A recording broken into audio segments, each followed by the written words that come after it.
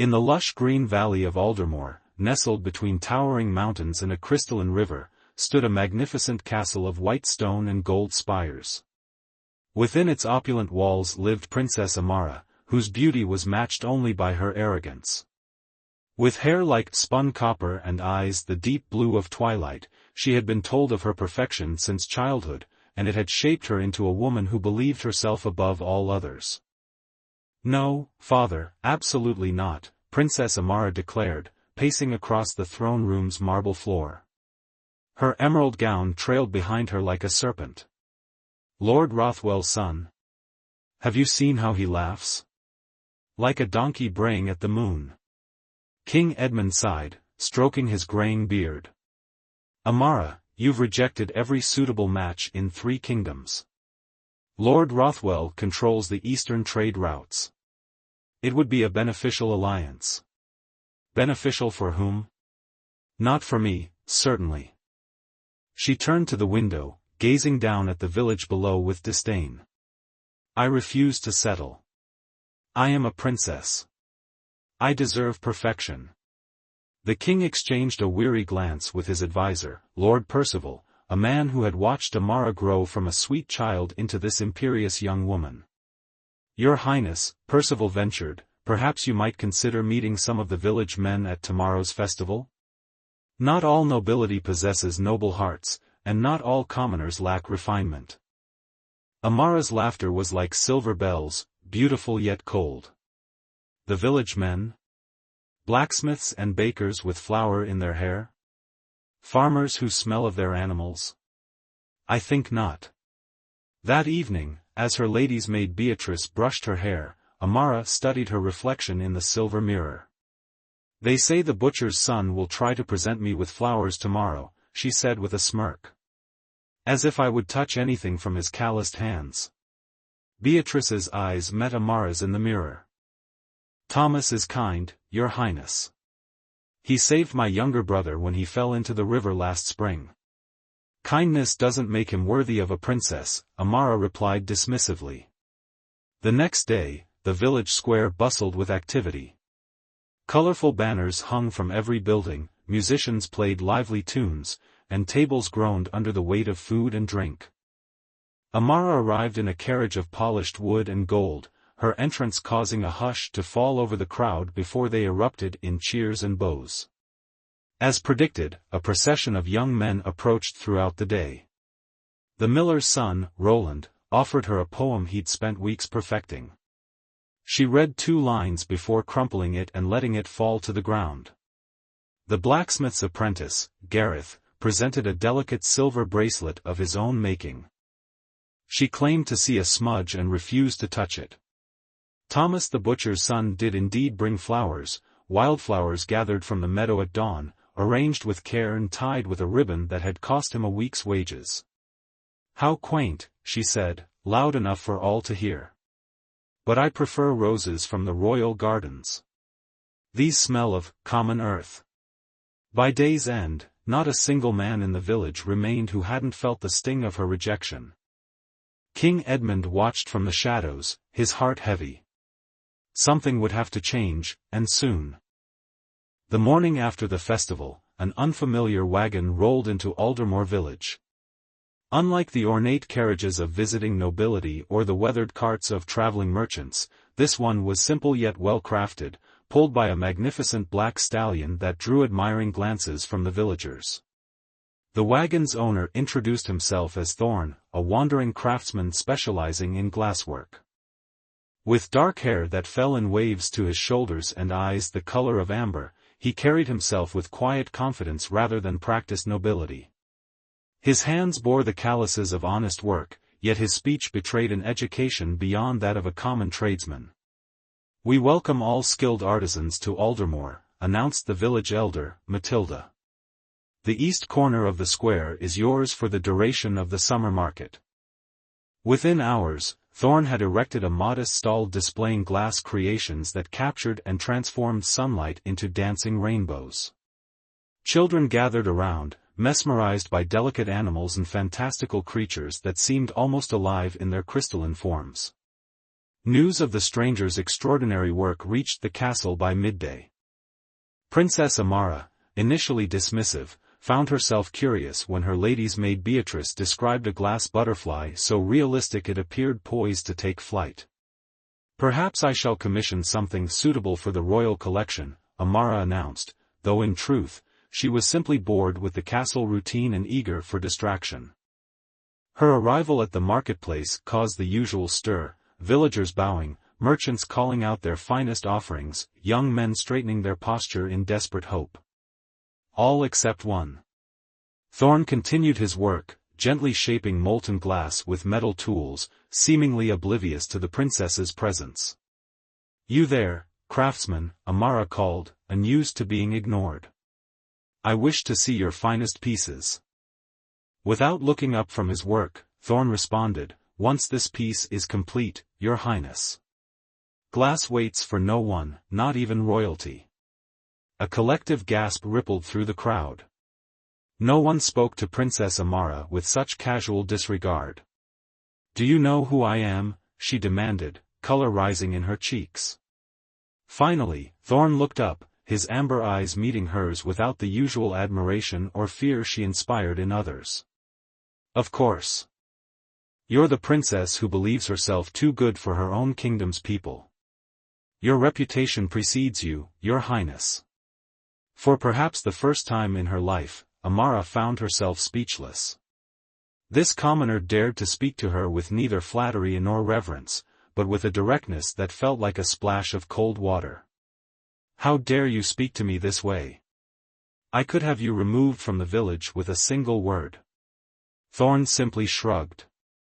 "Then you would never see what I've been commissioned to create for the summer solstice celebration." "A shame, it will be my finest work." Despite her indignation, curiosity flickered in Amara's eyes.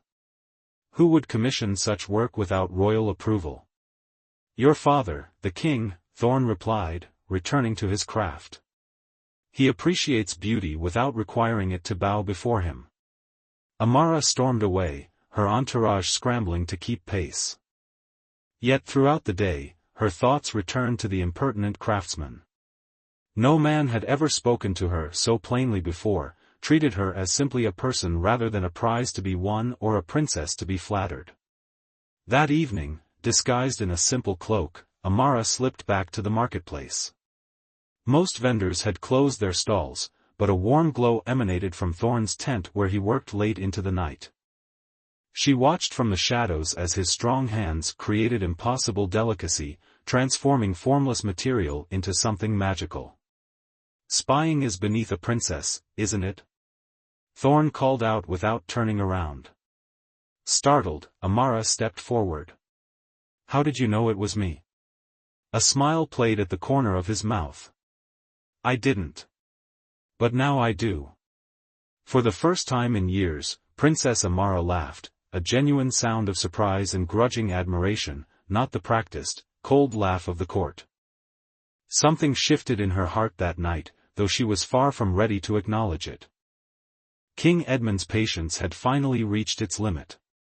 After years of watching his daughter reject every suitable match, the conversation with Lord Rothwell, who had withdrawn his son from consideration with thinly veiled insults, was the final straw. The kingdom needed alliances, and more importantly, the king feared for his daughter's future. Who would stand beside her when he was gone? Who would temper her pride with wisdom and compassion? "It is decided," the king announced at the royal council. "In 1 month's time, we shall hold a tournament. The winner will earn the right to court Princess Amara." Lord Percival raised an eyebrow.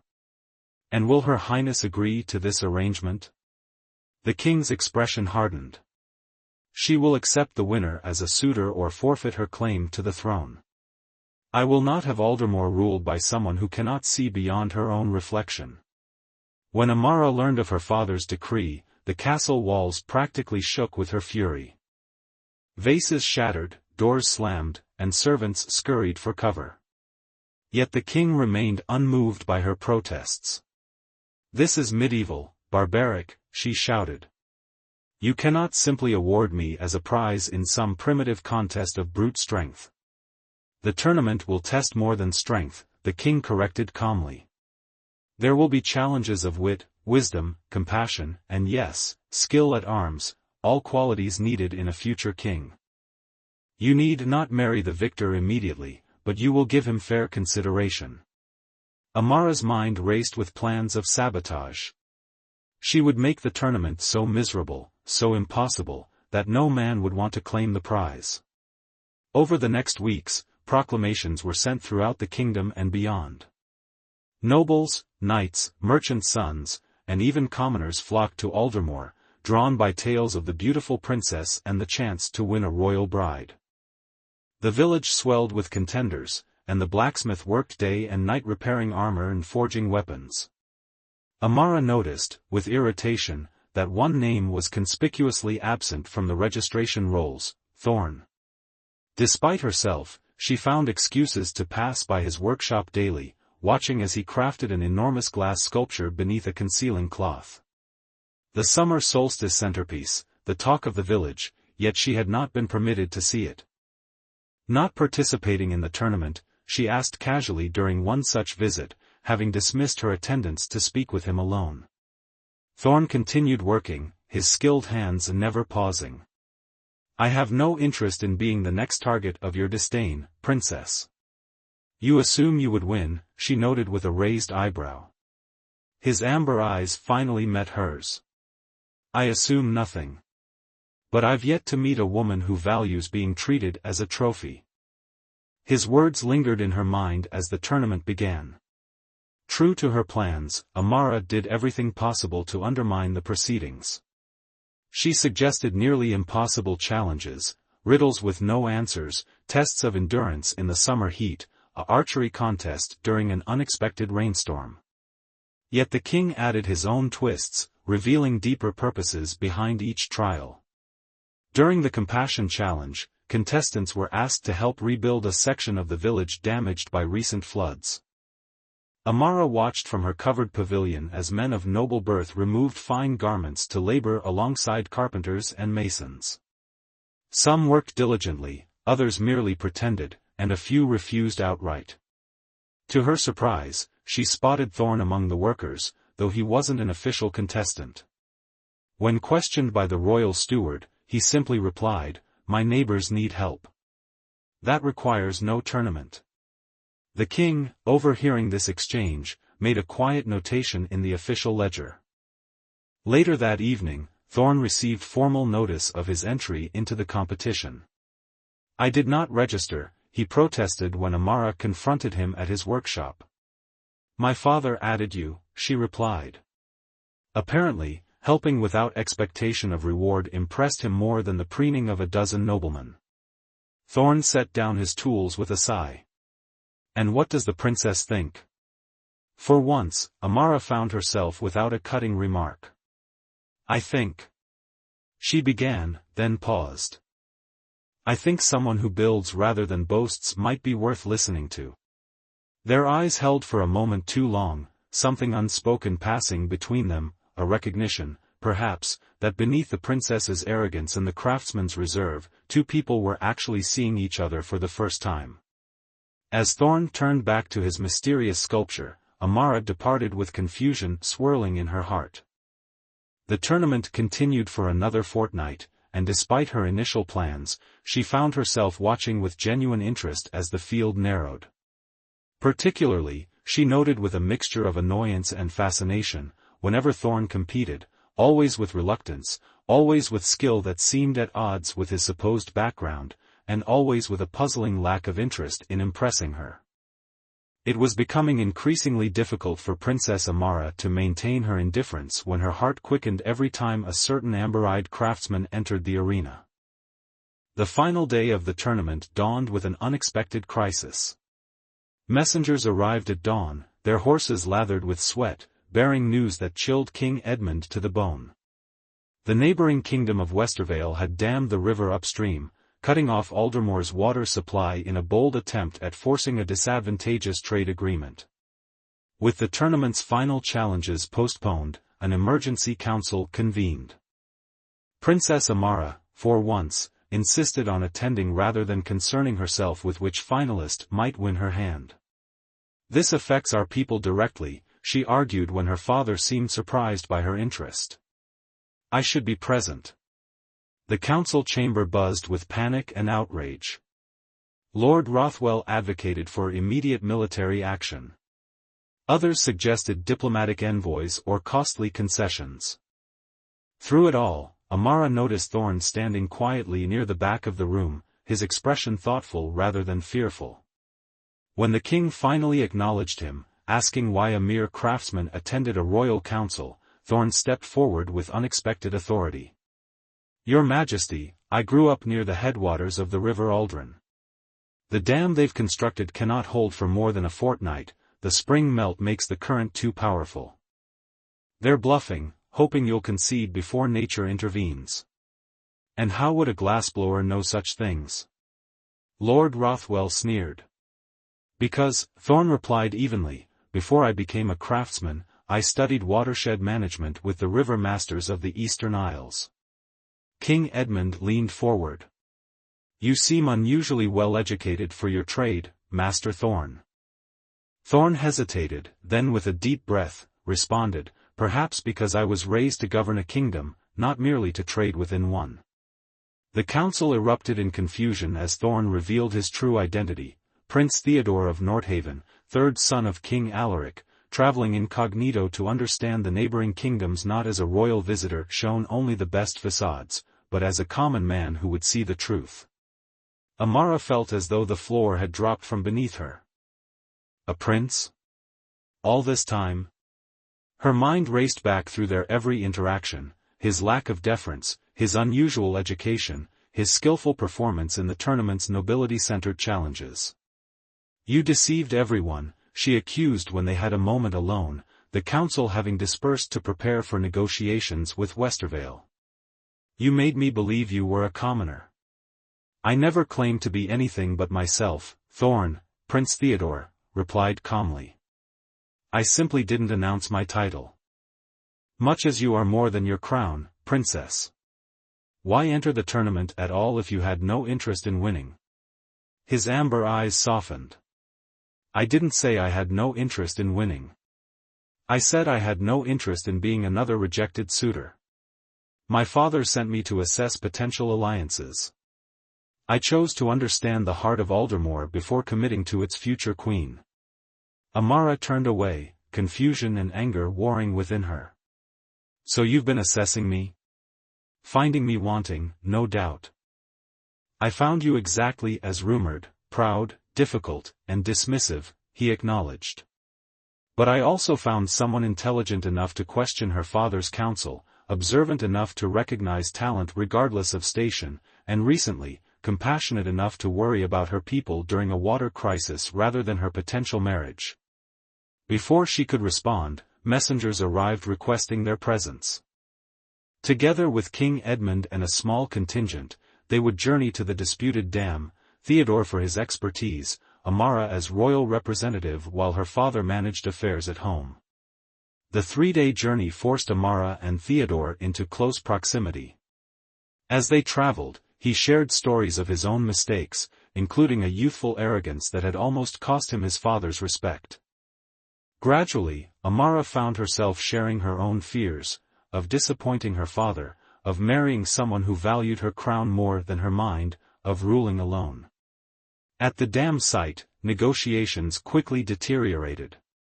Westervale's representatives refused compromise, believing Aldermore's desperation would force capitulation. While the diplomats argued, Theodor quietly took Amara aside. "There's a structural weakness in the eastern wall," he whispered. "It's been hastily built. With the right pressure, we could trigger a controlled breach, enough to restore some water flow without causing catastrophic flooding downstream." "That's sabotage," Amara whispered back, both horrified and intrigued. "It's engineering," he corrected with a hint of a smile. "And a negotiating tactic. They need to understand we have options beyond surrender." That night, under cover of darkness, Princess Amara found herself doing something she could never have imagined, crawling through mud in commoner's clothing, helping a prince disguised as craftsman calculate water pressure against stone. When their actions caused a minor breach, just enough to demonstrate the dam's vulnerability, Westervale's representatives suddenly became remarkably amenable to compromise. As they journeyed back to Aldermore, victorious and mud-stained, Amara realized something had fundamentally changed. She had worked alongside Theodor as an equal, not as a princess expecting deference.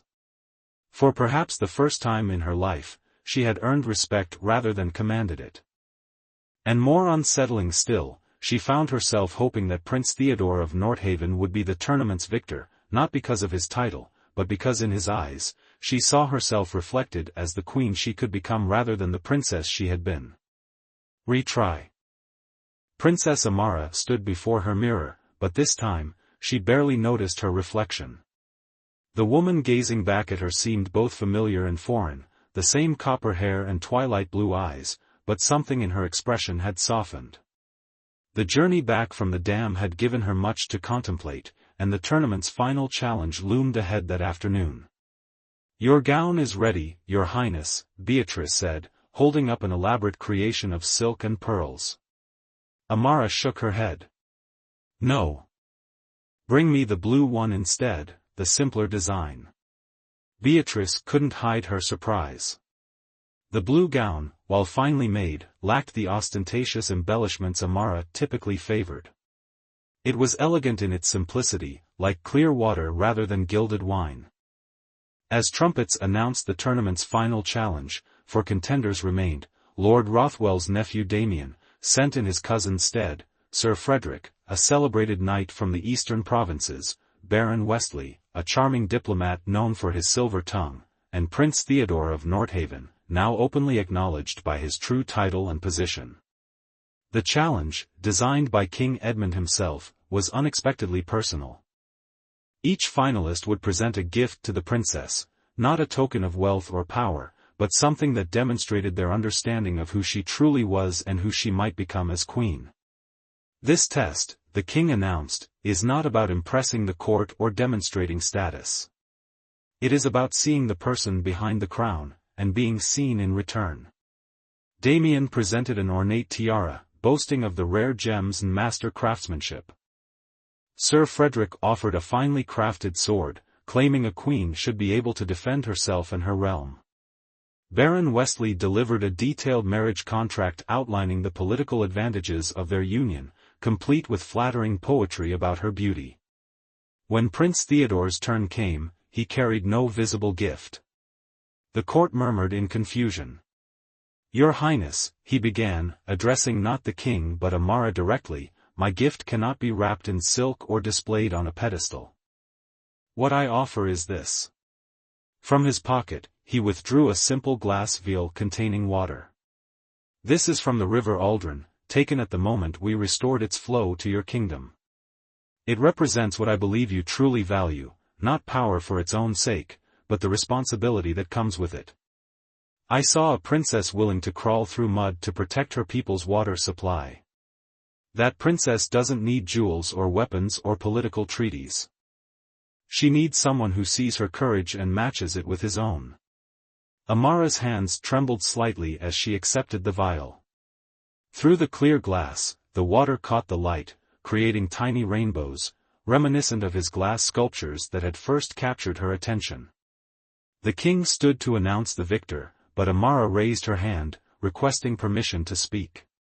"Father, before you decide, I must confess something." Her voice rang clear through the throne room. "I have not been a worthy princess. I've rejected good men out of pride, judged people by their titles rather than their character, and believed myself superior when I was merely fortunate in my birth." Murmurs rippled through the court as she continued, "If I am to be queen someday, I must learn to see value in all people of Aldermore, not just those in its castle. I must serve rather than expect service. She faltered momentarily, then lifted her chin. "I must be humble enough to acknowledge when I have been wrong." Her gaze moved to Theodor, standing tall among the finalists. "And I have been wrong about many things." The king, visibly moved by his daughter's words, postponed his decision. Such wisdom deserves careful consideration. I will announce the winner at tomorrow's solstice celebration. That evening, as sunset painted the sky in amber and rose, colors that reminded her of Theodor's eyes, Amara made her way alone to the village square. There, covered in canvas, stood the mysterious sculpture he had been creating throughout the tournament. "I thought I might find you here," Theodor's voice came from behind her. "Is this your famous solstice creation?" she asked, gesturing to the covered form. "It is," he confirmed, moving to stand beside her. "Though it's changed considerably from my original design." "How so?" "It began as a representation of the river, life-giving, powerful, unchangeable," he explained. "But as I worked, it evolved into something else entirely." With a gentle tug, he pulled away the canvas, revealing a glass sculpture of extraordinary complexity and beauty. It depicted two figures, one wearing a crown, another holding craftsman's tools, both with their hands outstretched toward a central sphere that contained a swirling representation of water and light. "It's called convergence," Theodor said quietly. "Where different worlds meet and create something new." Amara stood transfixed, understanding the symbolism without explanation. "It's beautiful," she whispered. "But I'm no longer certain I deserve such a representation." "Perhaps not the princess who rejected every villager," he acknowledged. "But the woman who helped save her kingdom's river? Who just humbled herself before the entire court? She might." Gathering her courage, Amara asked the question that had been burning within her.